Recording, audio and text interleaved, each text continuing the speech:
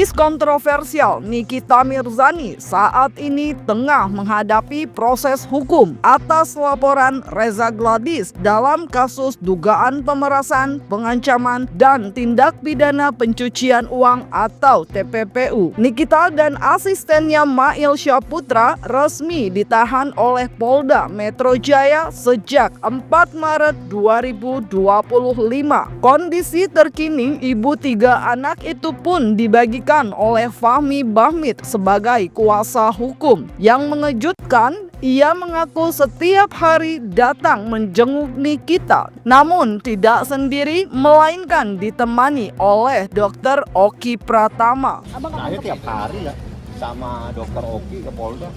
Tiap hari bang? Tiap hari ngobrol santai. Jalanin apa bang? Kalau biasanya pagi ya sama Dr. Oki sebentar ngobrol. Jenguk. Pokoknya iya, saya kan pengacara, bisa bertemu sesuai dengan keperluan, dan saya biasanya bawa Dr. Oki. Saya terima kasih banyak Dr. Oki yang begitu membackup secara total, memberikan waktu, meluangkan waktu untuk selalu hadir, mencoba. Jadi ini adalah dalam bentuk untuk menegakkan kebenaran.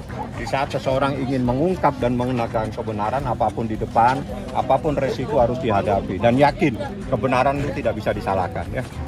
Bang Sunan kan sahabat aku. Halo Bang Sunan, ya aku konsisten.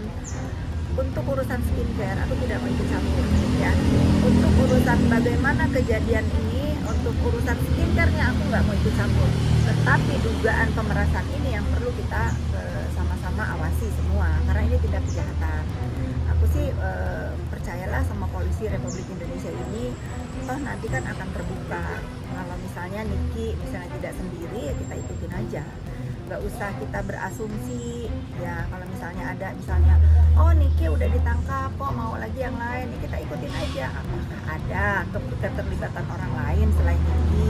Seperti diketahui, Dr. Oki Pratama dituding juga ikut ambil bagian dalam aksi dugaan pemerasan terhadap Reza Gladys. Ia bahkan disebut-sebut cuci tangan setelah Nikita ditahan karena tak pernah tampak menjenguk. Pernyataan Fahmi pun sontak membuat publik bertanya-tanya, benarkah kedatangan Dr. Oki sekaligus berusaha untuk meyakinkan Nikita bahwa ia tidak akan pernah meninggalkannya? Niki, gimana kabarnya? Baik.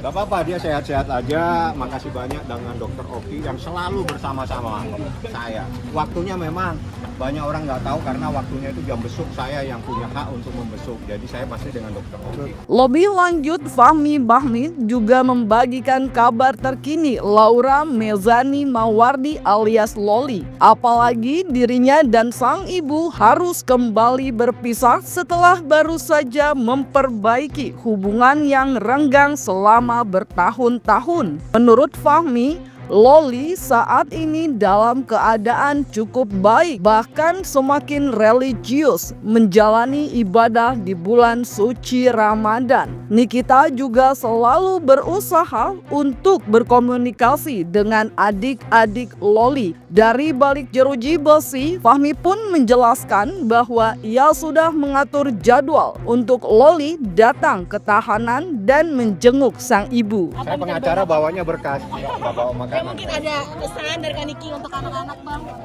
Anak-anaknya tapi sehat semua bang. Sehat-sehat. Loli bakal dijenguk gak bang? Loli nanti jenguk. Oh iya. Kapan tuh bang?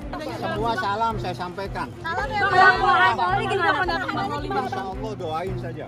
Oke. Ya, insya Allah doain saja. Ya.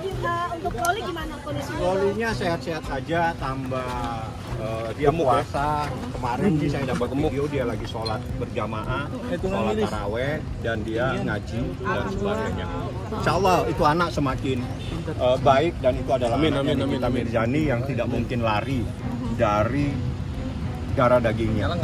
Ya, selalu komunikasi, tapi mungkin menggunakan HP dari petugas, jadi nggak boleh bawa HP. Nikita dan saya pun besok nggak boleh bawa HP. Jadi kalau misalnya ada sesuatu yang penting, kita sampaikan kepada petugas, minta tolong pinjam sebentar supaya dia bisa berkomunikasi dengan anaknya. HP saya nggak boleh saya bawa, HP-nya Dokter Oki nggak boleh dibawa, semuanya disimpan di loker. Kita masuk dalam keadaan tidak boleh membawa apa-apa, dan itu adalah SOP-nya, jadi kita harus patuhi. Kalau Laura nanti saya jadwalin lagi, tapi yang jelas saya tiap hari dengan Dokter Oki selalu membesuk Nikita Mirzani. Jamnya saya nggak boleh kasih tahu. Beberapa waktu lalu, publik juga dibuat heboh oleh beredarnya surat dari Loli untuk kepolisian meminta dirinya sebagai jaminan penangguhan penahanan sang ibu. Namun usianya yang masih di bawah umur ditambah kondisinya yang masih belum sepenuhnya stabil, dianggap banyak pihak tidak memenuhi syarat. Karena itulah hanya kuasa hukum atau keluarga yang sudah dianggap dewasa yang bisa menjadi penjamin. Lintang, adik Nikita yang ditemui pasca menjenguk sang kakak, memilih untuk tidak banyak bicara saat ditanya perihal penangguhan penahanan. Lantas, benarkah keinginan Lintang untuk menjadi penjamin juga dapat terpenuhi karena Nikita terjerat kasus dengan ancaman hukuman yang sangat berat? Bawa apa, Bang? Hari ini cuma bawa Tapi kondisi Kaniki, tahu nggak Bawa kondisi apa, Kaniki Kak? di dalam seperti apa? di panitia Pak. Bawa apa aja? Ini makanan apa? Buka puasa. Dikabulkan nggak Bang? Ada pengajuan di Bang. Diam aja Bang, kenapa Bang? Diam lagi puasa. Nanya kondisi Kaniki aja nih. Kondisinya sekarang gimana? Sehat-sehat, alhamdulillah. Loli belum tahu. Nanti lagi. Apa Loli sendiri? Sehat Loli. Anak-anak lain nggak? Tahu kekuatan.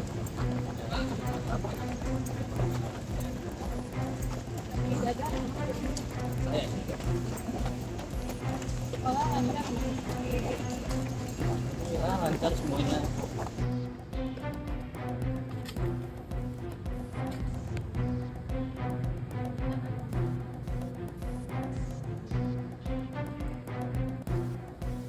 Hukumnya. Jadi begini, ketika Nikita Mirzani kan sekarang sedang ditahan, kemudian kalau anaknya belum usia 17 tahun nggak bisa, kemudian adiknya, jadi adiknya Nikita Mirzani ini bisa karena dia di atas usianya udah dewasa kan, jadi dia bisa kemudian mengajukan permohonan penahanan. Jadi yang bisa mengajukan permohonan penahanan ini pertama adalah si tersangka sendiri, ya. Yang kedua penasihat hukumnya, yang ketiga keluarganya, saudara, dan yang keempat kadang siapapun yang mau menjamin, siapapun orang yang kemudian kenalan dia mau menjamin bisa, tapi ini paling dianggap tidak bisa untuk kemudian menjadi penjamin utama. Jadi yang paling bisa itu adalah penasihat hukum dan keluarga. Persoalannya, apakah bisa kemudian mengajukan permohonan penangguhan penahanan? Jawabannya bisa. Apakah kemudian permohonan penahanan ini kemudian bisa kemudian dikabulkan oleh penyidik? Jawabannya untuk kasusnya Nikita Mirzani sulit dikabulkan. Kenapa? Karena kasusnya itu terkait dengan pemerasan. Pemerasan itu memang susah dikabulkan penangguhan penahanannya. Sama seperti kasus pembunuhan itu nggak bisa dikabulkan permohonan penangguhan penahanan. Sama kayak kasus pencurian, penganiayaan berat, perkosaan, percabulan di bawah umur, itu nggak bisa. Sejak terakhir kali muncul ke hadapan publik dengan baju tahanan, tidak sedikit yang sangat penasaran dengan nasib Nikita Mirzani. Apalagi wanita yang akrab disapa Nyai itu tampak begitu santai, bahkan tersenyum di hadapan awak media. Nikita juga mengenakan baju orange dengan gaya blazer, melenggang dengan tangan yang tidak diborgol. Setelah Kali tiga uang dengan Nikita, Mail Syaputra, sang asisten, juga menunjukkan reaksi yang sangat santai. Lantas, benarkah Nikita menyembunyikan kekuatan atau amarah dalam senyuman yang ia tampilkan? Ke dalam. Mail gimana Mail? I'm good, bagus. Kaniki gimana Kaniki? Ramenya, oi. Kaniki udah pakai baju oranye gimana Kaniki? Hah? Pakai baju oranye gimana Kak? Gimana Kak? Ya gimana? Maunya gimana? Sans. Mungkin perasaannya gimana sih Kaniki? Tidak ada, biar cepat selesai masalahnya. Gimana? Awas gak bisa jalan, gak bisa jalan. Ya. Maaf ya. Awas. Awas, hei. Kaniki akhirnya pakai baju oranye gimana Kak? Sesuai kemauan. Buat saya Nick Mir itu ketika dia turun pakai baju tahanan, senyumnya dia tetap senyum lepas biasa, jadi nggak ada istilah dia itu terlihat ekspresi takut, ekspresi sedih, ekspresi bingung itu nggak keluar. Jadi dia benar-benar ekspresi lepas, senyum. Nah, itu artinya apa? Dan itu senyumnya bertahan ya. Kalau senyum yang dibuat-buat atau formalitas atau senyum basa-basi, itu misalnya senyum terus hilangnya cepat, dia nggak senyum dari konsisten senyumnya. Itu bisa dipastikan bahwa tarikan garisnya dari garis antara hidung sama bibir sampai samping mata itu semuanya memang sinkron gitu loh, bahwa dia memang nggak ada tadi ketakutan, sedih, bingung segala macam, nggak ada, ya senyum aja lepas. Termasuk tekanan juga nggak ada ya Pak? Saya tidak melihat bahwa ada rasa tertekan yang dialami oleh Nick Mir gitu ya. Nah, kenapanya itu yang perlu kita pertanyakan sebetulnya. Nah, saya melihat kalau dari berbagai macam kemungkinan itu ada dua kemungkinan paling besar. Kemungkinan pertama adalah satu, dia memahami bahwa nggak ada pasal yang benar-benar bisa diterapkan pada dia, atau itu berarti bisa hasil diskusi dengan kuasa hukum seperti itu, dan bukti-bukti yang ada bisa jadi secara konteks sebetulnya dia tidak bisa dikenakan pasal apakah pemerasan dan sebagainya itu satu. Yang kedua, ya bisa jadi dia masih punya atau sudah punya misalnya orang-orang yang bisa tanda petik atau jaringan network backing atau semacamnya yang bisa membuat dia jadinya tidak punya konsekuensi hukum yang misalnya paling berat, misalnya dia dinyatakan salah misalnya. Jadi berdasarkan dua kemungkinan ini dia merasa bahwa dia tetap tidak perlu takut, tidak perlu sedih, tidak perlu bingung, jadi lepas saja senyumnya. Dalam proses hukumnya, Nikita Mirzani akan ditahan selama 20 hari hingga 20 Maret 2024 mendatang. Namun hal itu bisa jadi lebih lama atau mungkin lebih cepat dari yang seharusnya. Apalagi setelah dirinya ditetapkan sebagai tersangka, beberapa pihak lainnya ikut terseret, termasuk sang pelapor Reza Gladys yang dituding menjual produk skincare overclaim, bahkan diduga menyogok pihak berwajib. Lantas apakah Nikita Mirzani bebas dalam waktu dekat? Bagaimana pula dengan nasib para seterunya? Akankah mereka mendapat karma atau balasan? Manusia nggak bisa menghukum atau mengutuk ya dia begini, mudah-mudahan dia masuk, mudah-mudahan begini, itu nggak boleh. Jadi jangan sekali-kali juga kita mengutuk orang, itu kan nggak baik ya, karena Nyai sendiri itu nggak mempan dikutuk juga gitu ya, karena hanya Tuhan sendiri.